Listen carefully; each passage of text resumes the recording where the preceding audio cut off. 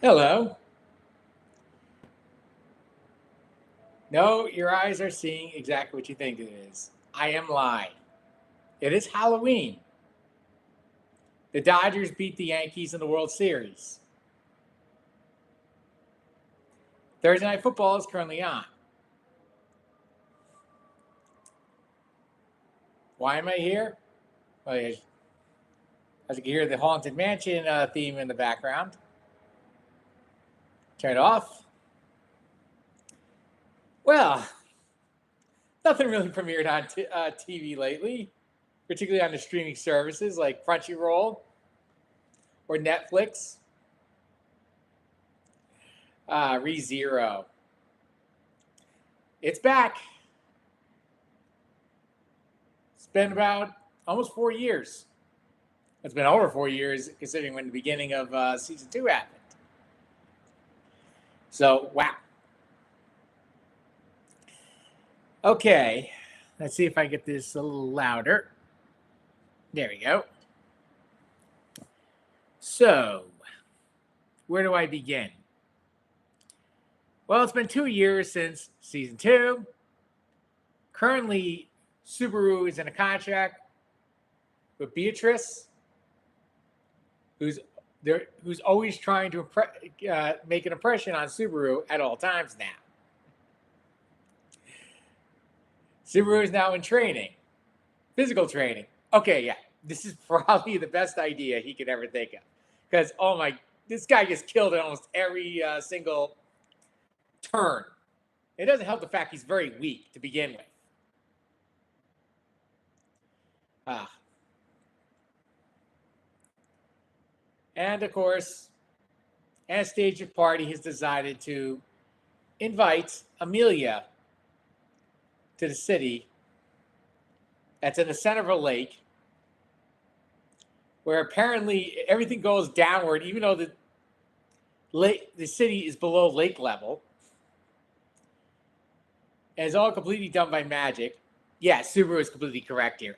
Don't go here. This is a death trap of a city. It's been around 400 years. Well,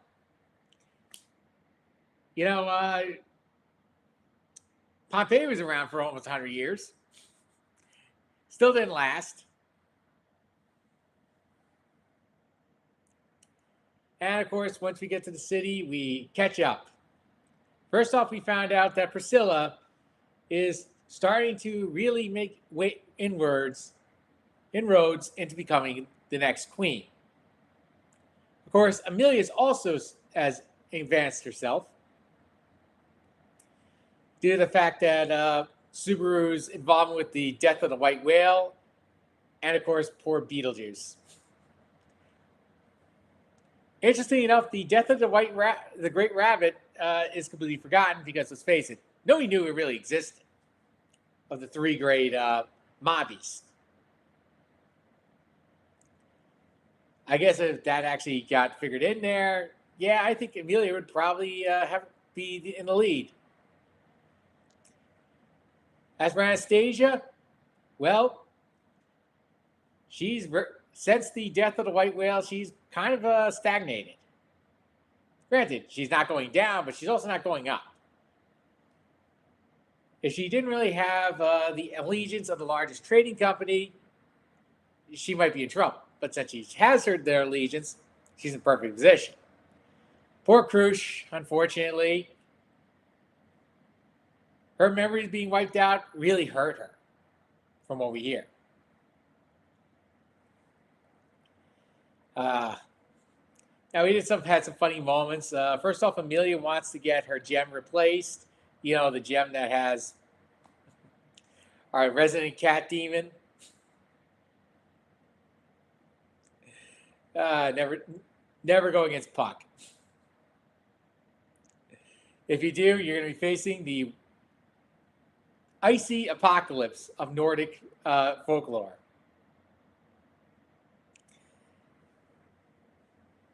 And it does lead to a great moment. First off, Subaru runs into Liliana, the great singer of the kingdom.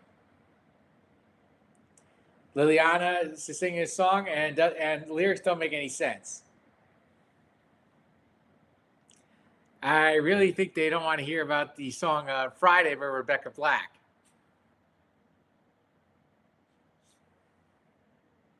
There's a load of songs out there that don't have the lyrics makes absolutely no sense.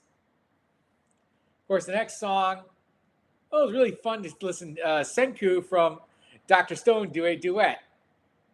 Yeah, Subaru and Senku are the same voice actor in Japanese. It was really fun listening to him sing. And of course, they go to the songstress Maniac, and it looks like Subaru looks like he's while holding it back, looks like he's harassing her for Liliana. And of course, the Maniac lives up to his name and blows the place up. It's a good thing he doesn't know explosion magic, right? Especially, the one from Konosuba.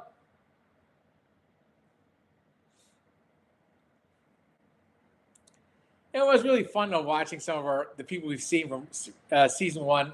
Haven't really seen them in, well, almost 8 years now. Catching up with Felix, Julius, Reinhard, Wilhelm, his grandfather, the grandfather. And, we found out that Wilhelm is trying, wants to really take out one of his big regrets in life, his relationship with Reinhard. And of course, in this episode, we find out that his relationship with his son isn't exactly all that great either. Reinhard's father. Then again, Reinhard's father's relationship with his son is awful, as we find out from Felt. But Felt has her eyes on that Reinhard's the Astor estate. I guess living in homelessness. You kind of want a home at some point, even though it's gonna be Reinhard's home. And yeah, it was a lot of fun watching Garfell go up against Reinhard. And for all intents and purposes, Reinhard just like, get out of here. This episode was 90 minutes, to let you know. So I'm trying my best to give you the shortest clip notes possible. Because, I got a lot more things to talk about here. Let's keep going. Anastasia had some great moments. Well, it's kind of weird when you look at Julius and Subaru's relationship. In reality, it's kind of like you're looking at two sides of the same coin. They both have, very similar goals. It's kind of weird because they both seem to have points in their strengths and weaknesses that Subaru has strengths that Julius does not. Julius obviously has a lot more strengths than Subaru. When you put them together, you can almost have the perfect type of knight here. Really good writing points here by the author. And you start seeing, just the chemistry the two have, including the fact Subaru's tsundere phase here. I remember the special, the Christmas special, where Roswell accuses Subaru of being a tsundere. Here, Subaru is a tsundere. There's no question about it.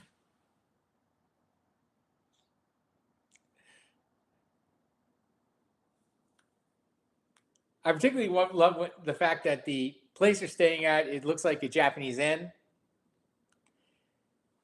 There's hot springs, and of course, Subaru going to the massage chair with Beatrice trying to make an impression on him in the kimono.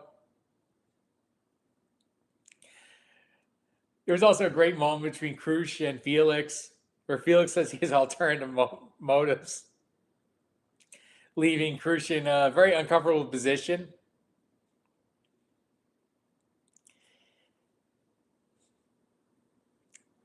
I tried to get another great. One of the best moments, obviously, was the okonomiyaki. Only because I was thinking of someone else. Like, wouldn't the scene be better if we were able to have one little cameo, which I hope they put in like a parody version of this?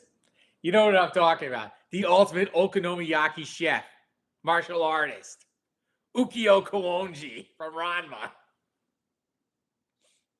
Just show up. I wonder how many times Subaru dies in this incident, right? And of course, yeah, we have to get to the other moment. The Sin Archbishop shows up. Sirius. We haven't figured out now.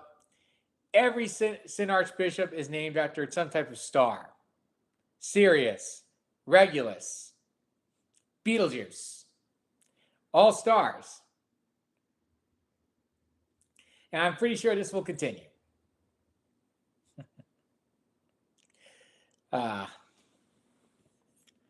Make sure this is working, right? Yep.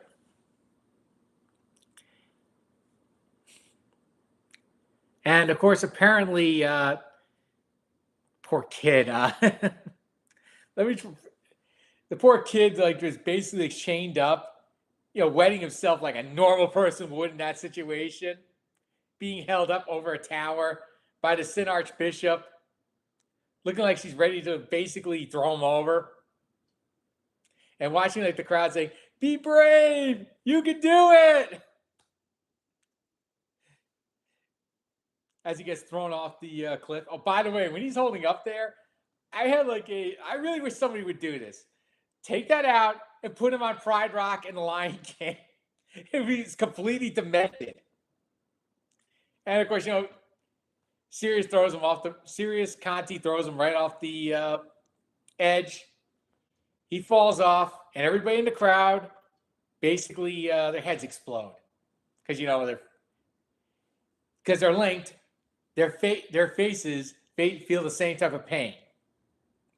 This includes poor Subaru. We also find out a little more about Priscilla, by the way, just before. Priscilla was caught dancing in public, just out of spontaneity. She just felt like doing it. So I'm pretty sure there's going to be a pretty good arc with her this season. And yeah, I have read ahead, but you know what? I'll wait till it comes to pass. That ends basically the 90-minute marathon episode. That's the only reason why I'm doing this. I said I'd wait about 3 episodes. This is 90 minutes. On to Ranma, where I can actually go a few episodes in. I'm basically up to episode 4 already, which ironically is the first 9 episodes of the original series. Yeah, they kind of really condensed the first 9 episodes, which includes Ranma arriving. Yeah, I mean, almost beat for beat, the first episodes of both the 89 series and this series, Netflix series, very close to each other. Even though, like, the original series had that what the WTF moment of watching Ranma come down, this little girl, Ranma, being chased by Pan in the street. That's how we were introduced to the series. This one, we were really introduced in Nintendo Dojo in the first place. Second part, everything basically starts changing. I will make a comment first off on the voice cast. Some of them done pretty well. Now, I don't think anyone's ever catch Ted Cole's Kuno, Takawaki Kuno. And he played that role very well. Now, this guy that plays it very differently, for some reason, his line reads are hysterical. I was having a blast listening to him. I'm still trying to get used to some of the other ones, like Stephanie Sheaf as Nabiki. Oh, J. Michael Tatum as Son Tendo. Okay. Nice out-of-the-box thinking, and it seems like it's working. It's J. Michael Tatum for Netflix, for the dub. I have to say, Ryoga really was almost a hit, a home run. Because he has the same exact desperation, intensity, and a little bit of the wackiness to his voice as he does it. It almost sounds like Michael Donovan, like someone found a younger version of him to do it. Now, of course, in the first couple episodes, we missed out some really funny moments, like Gemma's first major love, the end of the relationship. One of the funniest moments in the original Ranma, where he's breaking up with his girlfriend, fiance. I have no idea, but he's like, "Is she better than me?" And he's like, "Of course she is. What are you talking about? You're completely inferior in every possible way."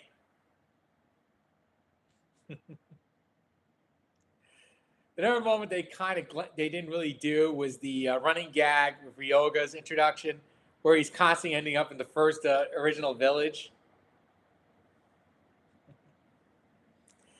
Yeah, we missed out on quite a few jokes here. Oh, and the old couple who are going to the Tofu Ono Institute, his chiropractic, and they were talking about how Kasumi's there, and yeah, you don't want to go there. If you do, this guy's going to kill you. And it led to this is in the original series, Rama comes out with broken, his neck like completely like this, and everyone's like, "Wow, good call. I'm not going anywhere near that place today." He was a good doctor. I have to say, Netflix did a pretty good job on this. Well, Studio Mappa, they're really the guys behind it. They did a pretty good job so far. So I'm really gonna start really enjoying the next 8 episodes of the series. Now I know in the preview, some reason the picture shows Shampoo, which makes absolutely no sense. Shampoo's kind of like the one of the last major intros, because if you're going by chronological order, you have obviously Here Comes Ranma, where they introduce everybody. Takawaki Kuno. Then of course you have the Akane's Lost Love, Dr. Tofu Ono. Then after that, you have the introduction of Ryoga. Then you have Kadachi.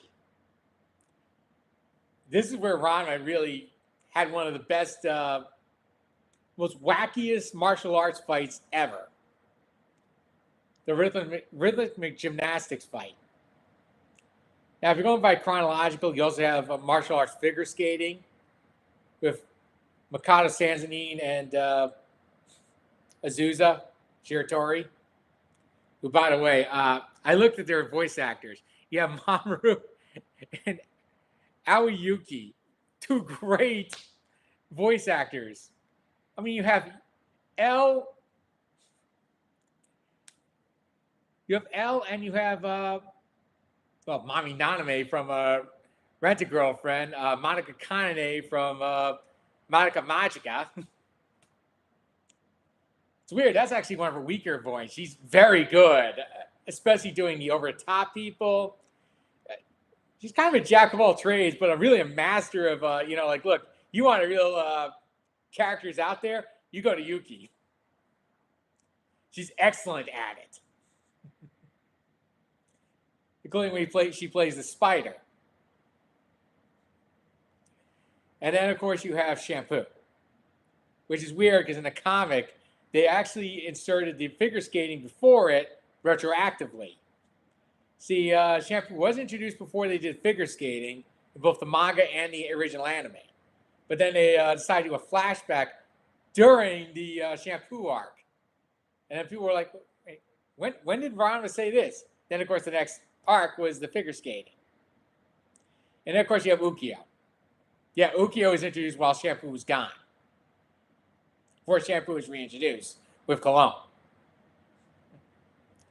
It's been a while since I've been on YouTube. Seen a couple of movies. The member berries for Deadpool Wolverine were there. A lot of funny moments. A lot of in-your-face moments. However, I thought Deadpool's 1 and 2 were better. And then came the Joker. And yeah, talking about a drop-off. The first Joker is one of the best movies I've seen in a long time. This one really sucked. I mean, Todd Phillips' direction, the cinematography was done great. The fact this was singing with people who are not relatively known for their singing voice, Yeah, that was relatively not a good move. And it really undid what made the first Joker awesome. Anyway, so yeah, Deadpool Wolverine, somewhere between a B minus and yeah, Joker 2, somewhere between a D minus and an F. Not a great movie. Just skip it. Don't even bother streaming it. Talked about a lot so far, didn't I, in these 20 minutes? And now we're on to the fall season. Anyway, so the NFL game's going. I haven't really been paying attention as I started the stream, so let's see where we are.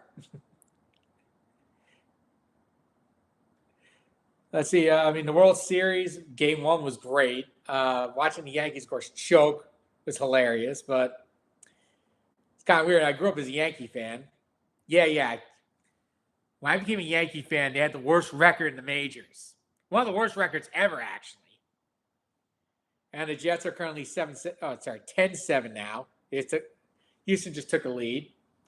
It's kind of great, the fact nothing really changed since I first turned it on. With that said, I think I'll put the Haunted Mansion music back on. And yeah, it's time to clear out.